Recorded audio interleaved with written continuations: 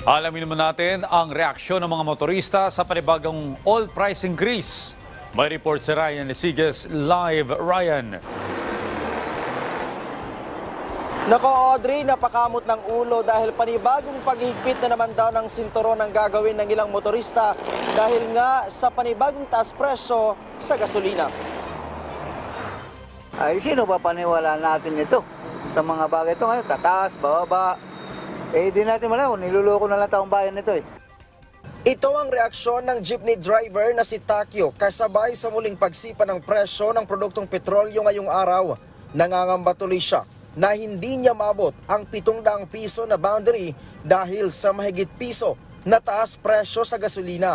Malaki-laki na rin yan. Malaki-laki na rin yan, ang bagay na yan. Ang aking nga lang dapat, na i-fix na lang yan sa 40 lang talaga para magkaroon tayo ng baka sa mukha na maganda. Nakangiti. Ngayon, di ka makangiti. Pilit ang ngiti mo dahil sa masahan mo naman bababa, masahan mo naman tatas. Ang taxi driver naman na si Alex, sanay na daw kung tutusin sa pabago-bagong galaw sa presyo ng gasolina.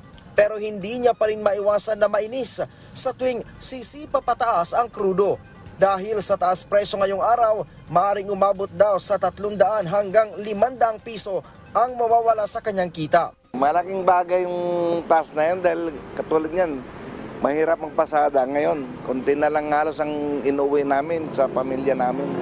Sobrang traffic na, mataas. Kasi pag matraffic, mataas ang gamit ng gas. Kaya ganun.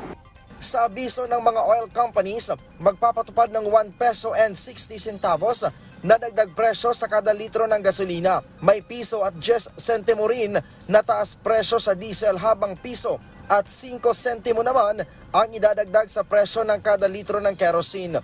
Magpapatupad naman ng kaparehong taas presyo ang clean fuel sa kanilang gasolina at diesel. Ang tensyon sa Middle East ang isa sa nakikitang dahilan ng mga eksperto sa panibagong taas presyo sa produktong petrolyo.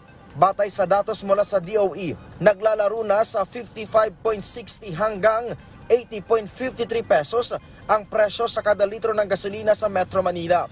Nasa 53 pesos and 77 centavos hanggang 83.46 naman ang kada litro ng diesel, habang nasa 72.49 hanggang 83.84 ang kada litro ng kerosene. Audrey, karamihan sa mga kumpanya ng langis ay nakapagpatupad na ng taas presyo kaninang alas 12 ng madaling araw, habang yung iba naman ay kaninang alas 6 ng umaga. Audrey. Maraming salamat, Ryan Lesiges.